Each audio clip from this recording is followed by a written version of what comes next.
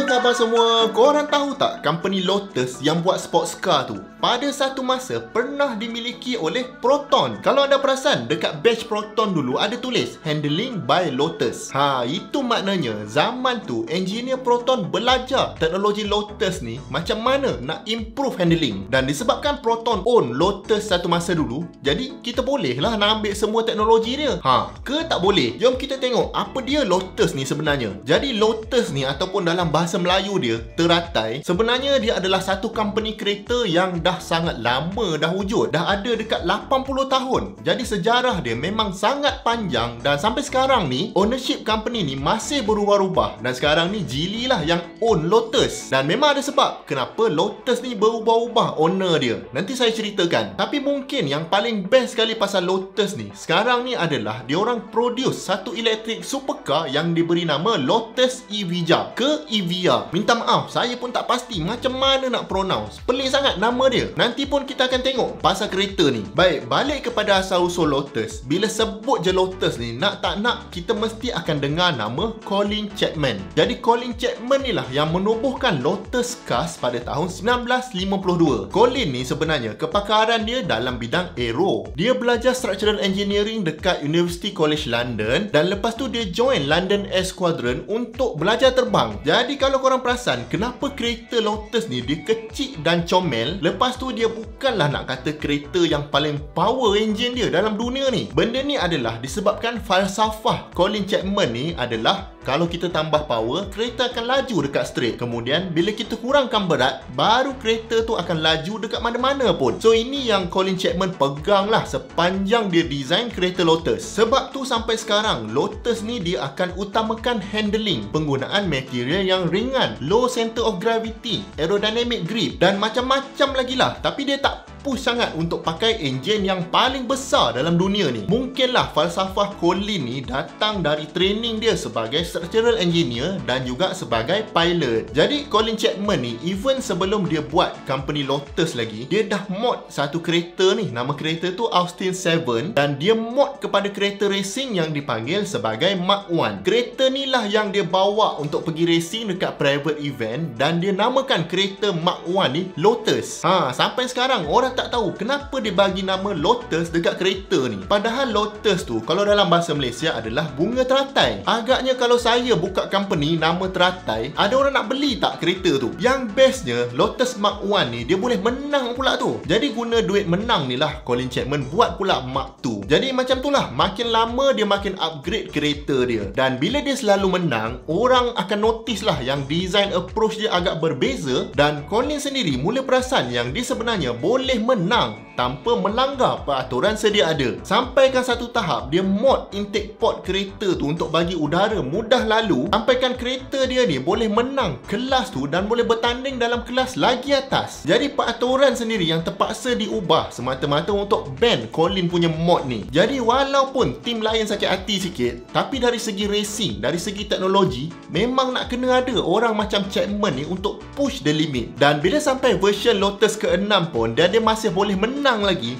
Colin Chapman decide untuk jual kereta ni sebagai kit car. Maknanya kita boleh beli kit ni dan pasang sendiri dekat rumah. Jadi macam projek lah. Dan kits ni sangatlah berjaya, lagi-lagi untuk Lotus 7. Sampai Caterham beli kit ni dan manufacturer sendiri untuk jual. Dan even sampai sekarang pun kita masih boleh beli lagi. Caterham ni kiranya memang tukang buat sports car yang hebat lah. Nak katanya design Colin Chapman ni memang sangat robust. Sampai kereta yang dia dah design dekat 70 tahun pun masih lagi diorang buat sekarang ni. Ada pula orang nak pergi beli tu. Hebat tak? Jadi racing driver ni bila dia dah menang satu level, biasanya dia akan jalan terus lah. Dia akan compete dalam next level pula. Bila menang lagi, pergi lagi next level. Dan akhirnya Chapman ni dapat race dekat dalam F1. Dan memang dia yang drive lah kereta tu. Cuma malangnya ada satu race ni dia crash dengan teammate dia. Dan akhirnya dia kena bersara daripada jadi driver. Tapi walaupun dia bukan lagi driver, sekarang ni dia dah boleh start fokus pula pada kepada technical. Jadi Chapman ni dia masih kekal lagi lah dengan falsafah design kereta dia sejak dulu lagi, iaitu utamakan handling berbanding power. Jadi untuk dapatkan handling yang mantap ni, Lotus team ni antara yang first team guna kereta mid-engine. Lepas tu body pula ringan, power masih tak boleh lawan lah team yang besar macam Ferrari contohnya. Tapi disebabkan kereta Lotus ni dia boleh corner dengan laju, akhirnya pada tahun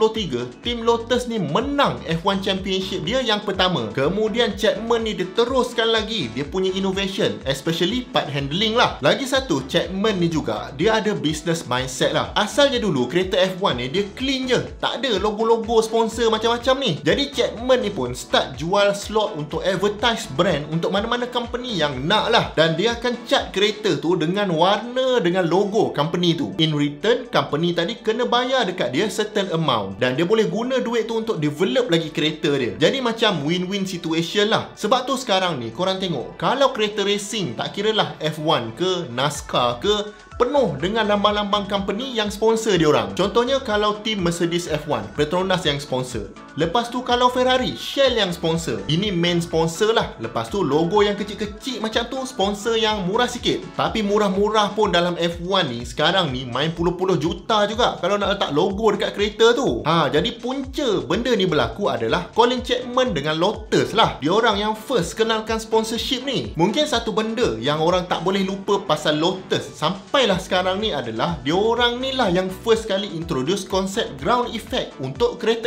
F1 diorang. Jadi apa yang diorang buat adalah dia akan guna skirt untuk cover underside kereta tu, sebab tujuan dia adalah supaya bawah kereta ni jadi vacuum masa tengah high speed. Sebab bila high speed ni, prinsip bernoulli kata pressure akan berkurang. Jadi kalau dekat bawah kereta ni vacuum, maknanya kereta tu akan melekat dekat jalan tu dan dia boleh corner dengan lagi laju. Dan dengan konsep ni diorang menang lagi beberapa championship. Tapi last kali kereta ground effect ni kena ban sebab skirt tu senang sangat rosak, dan bila dia rosak kereta akan jadi tak stable. Jadi sebenarnya nak run racing team dan pada masa yang sama nak produce sports car ni bukan satu kerja mudah lah. Duit memang susah nak cari, lagi-lagi kalau kereta tu tak laku. Kereta Lotus ni pula harga dia boleh kita kata macam mainan orang kaya lah. Memang betul dia laju tapi tak ramai yang mampu beli. Jadi dalam tahun 80-an macam tu, production kereta ni berkurang dari 1,200 unit setahun kepada 300 lebih saja sebab masa tu economic recession. Masa ni kalau korang nak tahu, memang banyak company kereta yang bungkus. Lotus ni salah satu yang survive lah walaupun dia tak besar mana pun. Sebab Chapman ni dia cepat-cepat buat deal dengan Toyota masa tu. Disebabkan Lotus ni teknologi handling dia memang advance, jadi Toyota minta bantuan untuk buat handling kereta Supra Mark II pada masa tu. Toyota pula setuju untuk supply part pada Lotus untuk bagi kereta Lotus ni harga murah sikit.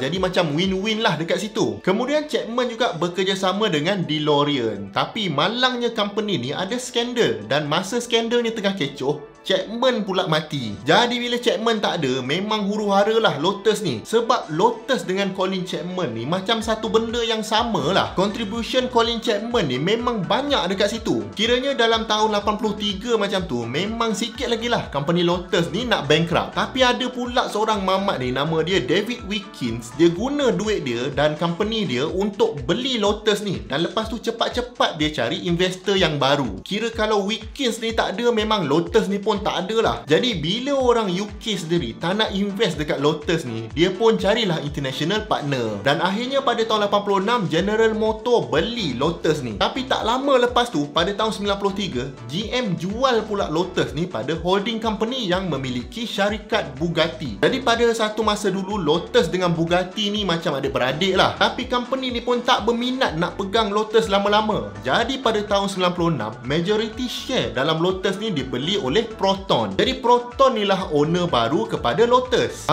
Jadi kenapa banyak sangat bertukar owner ni? Tak lain tak bukan sebab rugi lah. Jadi bahaya juga pada Proton sebenarnya. Kalau anak syarikat dia asyik rugi saja. Dan teknologi Lotus ni pun mungkin ada sebahagian yang boleh transfer ke Malaysia dan sebahagian lagi tak boleh sebab dah jadi intellectual property dia. Kalau rahsia ni dibagi dekat siapa-siapa, baik tutup je Lotus tu, betul tak? Dan akhirnya pada pertengahan 2017 Geely pula take over 51% ownership ke atas Lotus. Lagi 49% dimiliki oleh Etika Automotive, sebuah holding company milik Syed Mokhtar Al-Bukhari. Dan Geely pula sekarang ni buat JV dengan Renault, Nissan, Mitsubishi dan ada lagi company lain untuk develop electric performance car dari Lotus. Dan itulah sebab terhasilnya Lotus Evija yang saya sebut pada awal video tadi. Kemudian ada juga plan untuk buat super electric SUV yang diberi nama Lotus Electric yang mungkin Geely akan manufacturer dekat China. Kiranya Lotus sekarang ni satu company yang sangat kompleks dia punya corporate structure, tapi nasib baik dia orang masih mampu hasilkan kereta yang ganas gila macam Evija tu. Entah dah sampai Malaysia ke belum agaknya kereta ni.